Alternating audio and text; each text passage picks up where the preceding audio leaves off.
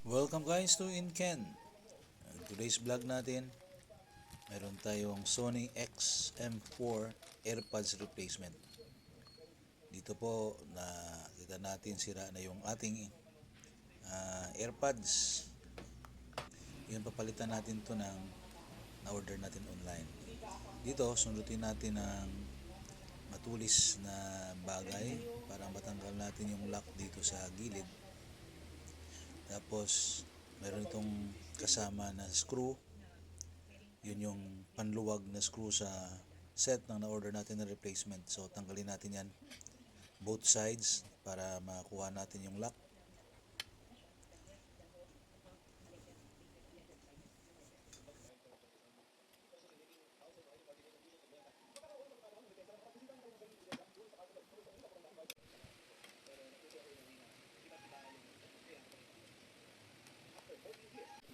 Then dito naman kailangan natin ng cutter para hiwain natin to, para matanggal natin yung foam dito sa loob.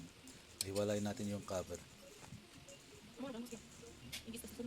So sa pagkat natin, ingatan natin na hindi natin ma-damage yung wire there dito sa gitna. Mayroong wire dito.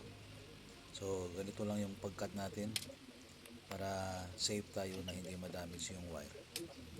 So tanggalin natin to lahat. Yan, nakadikit yan.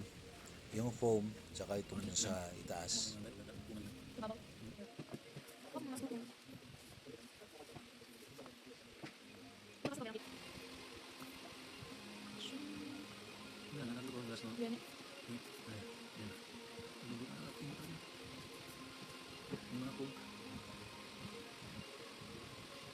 Hindi lang, pwede ano lang.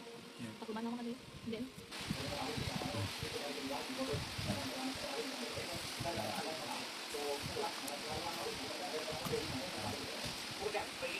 Mga bis naman.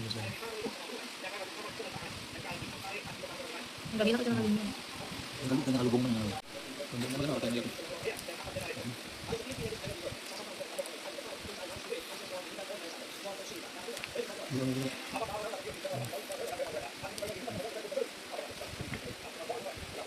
Di ba nito taon? Ano to?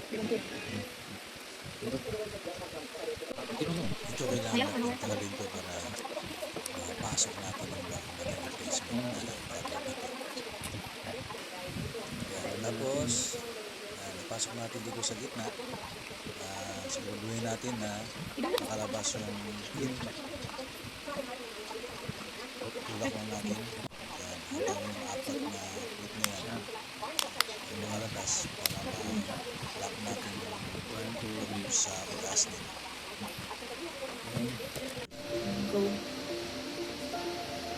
Next, ito naman yung ilalagay natin. Wala itong kasamang sticker. Pero kaya naman i-lock nito.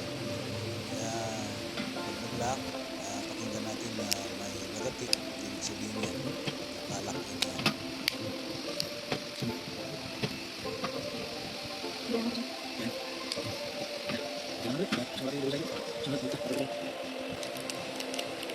Tapos, ito naman yung sa gilid. Ang original Itong dito gamay. ay hindi malapad. Yung replacement naman. So, kasya naman. Yung ilagay natin itong bago, yung kasama sa replacement. Tapos, ilagay natin yung cover at i-screw natin para malak yan. Both sides yun yung gagawin natin. Yung ginawa natin dito sa isang side, yun yung sa kabila.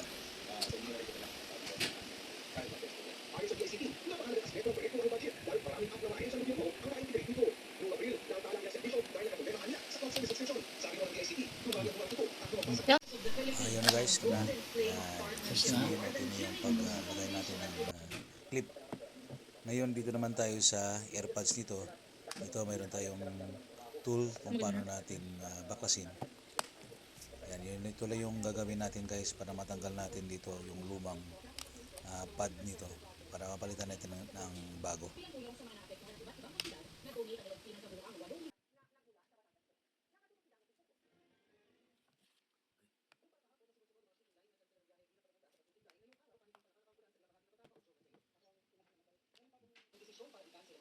Ayan na guys, ito na yung bago nating AirPod. Ilagay natin. Kailangan naka-align yan sa lock nito. Tapos i-post lang natin, pakinggan natin na yun, manglagatik na ibig sabihin naka-lock na yan sa loob.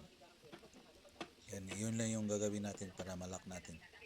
So, ganun din ang gagawin natin dito sa kabila.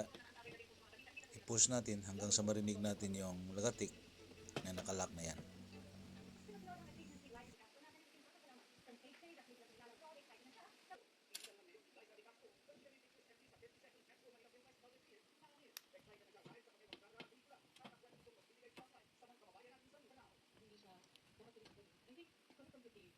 So, yun guys, yung process kung paano mag-replace ng earpods sa Sony XM4.